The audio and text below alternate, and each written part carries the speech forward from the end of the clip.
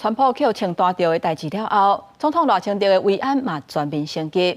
昨天暗时啊，赖清德参加药师公会活动的时阵，慰安人员是拢真认真，嘛真谨慎，而且真罕见要求现场的贵宾袂当做伙翕相。总统怎么看川普遇袭？今天维安警力有在加强吗？被问到慰安的问题，总统赖清德是笑笑回应。总统赖清德礼拜下参加药师公会全年会暗会，身躯边的地勤人员该规个拢围起来，连安检工作也加强。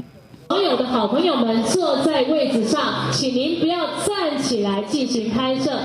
那翕相有限制，注意的事项也佫包括。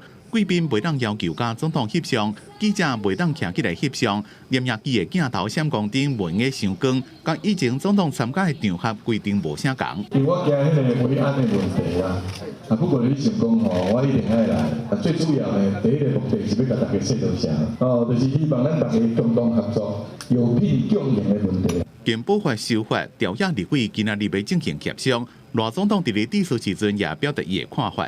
个别贬值，这敢是一个好方法，是不是拍破健保的制度？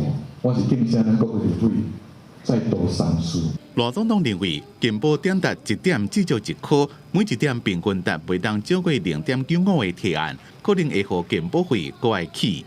记者综合报道。